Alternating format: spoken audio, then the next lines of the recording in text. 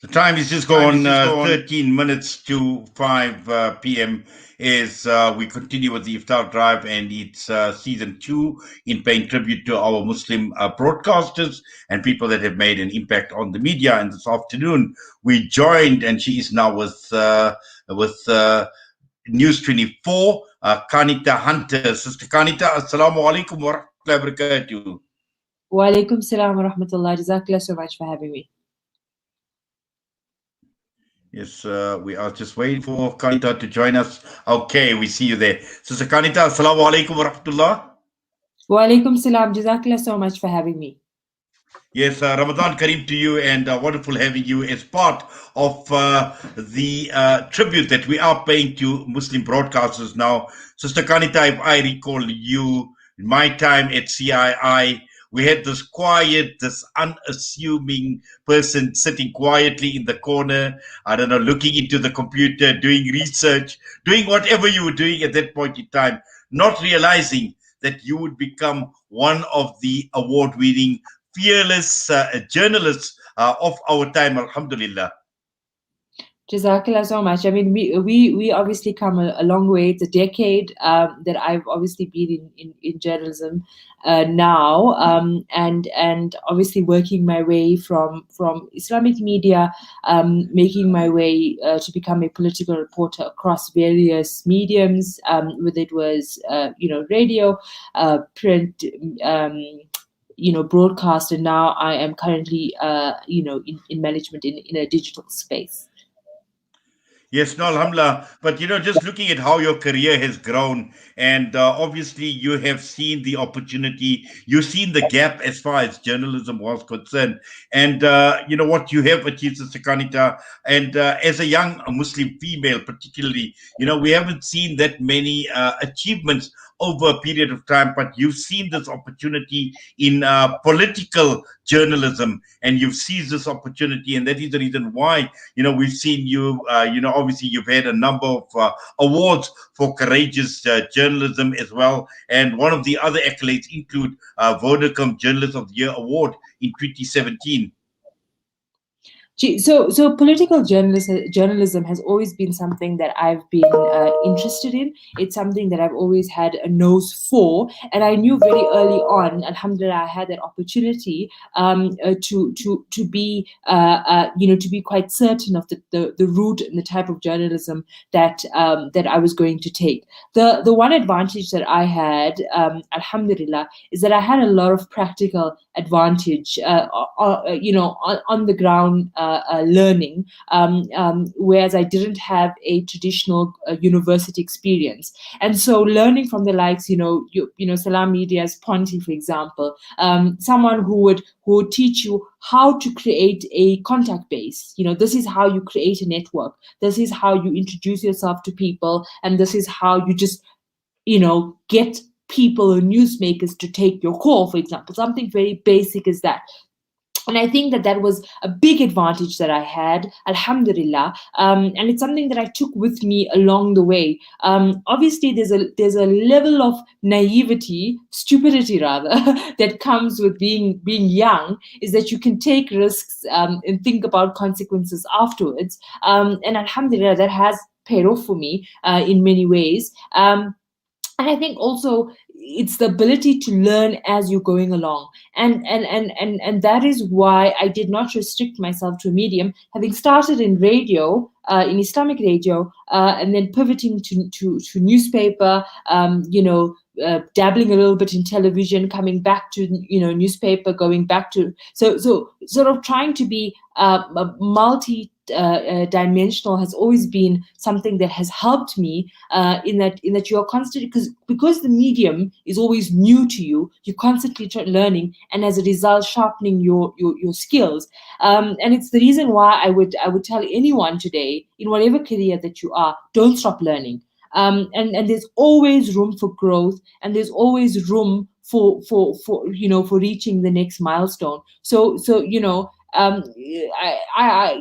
the simple thing of even though one may say, okay, you've achieved this in your career, it's making sure that you have the academic qualification to support that, and not stopping, and always pursuing something bigger than yourself. Well, certainly, and if I look at your growth, Sister Qaanitah, over a period of time, and as you mentioned, it wasn't one-dimensional. You started off in Islamic media, alternative media, and you gave yourself the opportunity to get into mainstream media, looking at various, whether you're looking at radio, whether you're looking at television as well, and together with that, making sure that you got your degree as well. So basically, all around, and this is exactly, what media is all about as well. It's the passion you've had for the media, and this shows very, very strongly, Sister Qaanitah, the passion from the time you started off at CII to where you are today. And that passion, again, shows out that, you've made this concerted effort of becoming qualified, of obtaining your degree. And, from here, obviously, the sky is the limit. So a classic lesson for many aspiring journalists, any aspiring young journalists who want to make their way into broadcasting or into journalism as a whole. And the thing, what's important is that I always say that 90% of what you do is passion, and 10% is hard work. And that's basically the two ingredients that you really need in this type of career, where it literally comes down to how much you care about it. It comes down to the grind, how much you put in. It's not, and not to diminish any other careers, but to make the point that it is a type of career that is that is a vocation, right? So you have to love what you do. It's a craft, it's a skill. At the same time, it's a profession. And so a lot what you have to do is you have to challenge yourself and push yourself against your own barometer that you set for yourself. And I think often about, I published my first book, Guji Girl. I was 19, 20 years old, and then 5 years later or 6 years later publish my book Balance of Power, Ramaphosa and the Future of South Africa. And I told myself after I published Guji Girl that the next book that I'm going to publish is going to be a political book, and this is the the goal that I have for it. It's going to have broad appeal, and I'm going to put a lot of effort in it, and so that's why I say to a lot of people, and again, this is not restricted to journalism, is that you have to also be very deliberate about your goals. Sometimes things don't just organically happen, and you have to be very deliberate. Also, it takes a lot of putting yourself in very uncomfortable positions to say, okay, I'm going to try to write this book. People may hate it or people may love it, but I'm going to try. And if it doesn't work out, I can only learn and write another book as a result from that. Or it could be really successful, and alhamdulillah, and just build on that. Well, Sister Qaanitah, I know obviously you've been at a time where South Africa has been at a very, very challenging time politically, and obviously the era of Jacob Zuma speaks volumes. And I know in terms of your journalism, in terms of your broadcast as well, that actually stands out as far as Jacob Zuma is concerned. Just take us through some of the memories, some of the key issues that basically stand out, when we're talking about political journalism, especially in this era where we've had these serious challenges, particularly with regard to Jacob Zuma. I started political journalism 2011, 2012. That time it was, Julius Malema. He was at the height of his, his popularity as his firebrand youth leader. His fallout with Jacob Zuma at the time. Jacob Zuma still consolidating power. You would remember the ANC Mangaung conference. Moving on from that, you had, the Nkandla scandal. That was basically the beginning of the end of for Jacob Zuma. The 2014 elections, the ANC still quite arrogant, but 2016 becomes a whole different picture where they lose significant metros and they dull the bloody nose, and that's where you really, really see the height of state capture starting to unravel in 2016 onwards. Obviously, a lot of the work that I've done is around investigating the former president, and then obviously following on to that, spending a lot of time in the, from the time Cyril Ramaphosa was deputy president up until he was president, the transition of that process, obviously the NC's Nasrec conference. But there was transitional leadership or leadership changes in Democratic Alliance, the formations of new parties. The EFF was not on the block, or was not, around 10 years ago. So there's been a lot of political changes, but at the same time, there has been a deterioration in the state, and that's why more journalism has been super important now than it has ever been in our history of our young democracy, because you're seeing widespread looting, you're seeing just rampant abuse of public funds and public institutions. It's difficult for me to say which public institution is actually functional, and that says a lot of what the country has become. And so I think that what has kept me sort of committed to what I do is to see the impact of what we do on this democracy. And had it not been for the work that we have done as journalists across the board, you wouldn't have had a state capture commission that you see today. You wouldn't have seen former President Jacob Zuma being made to answer questions, and you see as a result his true character and disdain for the constitution come out. You wouldn't see a lot of the other revelations that you see now. And I think that's what is important to me, and is what gives me the fuel that I need to continue doing what I do.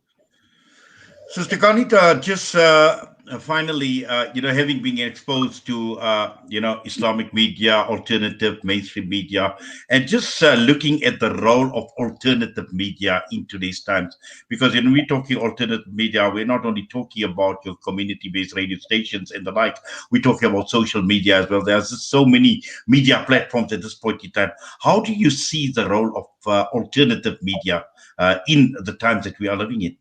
I think it's absolutely important, and I think that the plurality of your voices is the most important thing going now. And I think what you see on social media is sort of an echo chamber of the same views just being amplified, whereas what you need to see is a democratization of views, and platforms like Salaamedia and others allowing to being given an audience, or attracting an audience for a very niche-based conversations. And the reality of it is, I always say that a lot of quote-unquote mainstream media picks up on what community media and alternative media does, and that's how it should be. That you guys are actually the real ears of the community, and the real voices of the community. And what happens is, once it becomes to a national scale on your bigger platforms, whether it's the Sunday Times or whatever it may be, then it sort of becomes amplified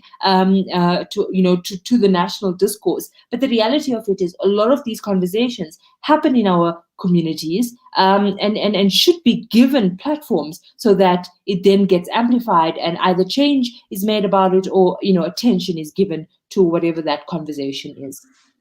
Well, Sister Qaanitah, I must say it's been fascinating paying tribute to you, and in season 2 of our tribute that we are paying to Muslim broadcasters, and wonderful. We are obviously proud. We say, mashallah to you for your achievements to date. And as I said, for me personally, I've seen the growth in you, alhamdulillah, in the last 10 years. And truly, you've made your mark. And there's still a lot more that, inshallah, you will be achieving. So for now, we thank you once again. Jazakallah to you. Have yourself a wonderful Ramadan, inshallah. Assalamu alaikum wa rahmatullahi wa barakatuh. Wa alaikum salam. Barakallahu feek. Qaanitah Hunter joining us in our tribute this afternoon to Muslim journalists. The time just headed straight for 5 p.m.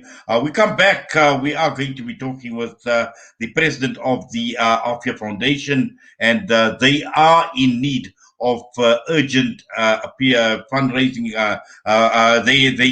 In fact, they was an urgent fundraising drive. Sorry, I just got my facts mixed up. But we will find out what the fundraising drive is all about. But before that, we will also play out a video clip of Dr. Tariq Ramadan, and that will be just after the ad break. We still have got what's coming up. We've got Dr. Umar Suleiman, and we've got a lecture which is entitled "Am I Really Sincere?"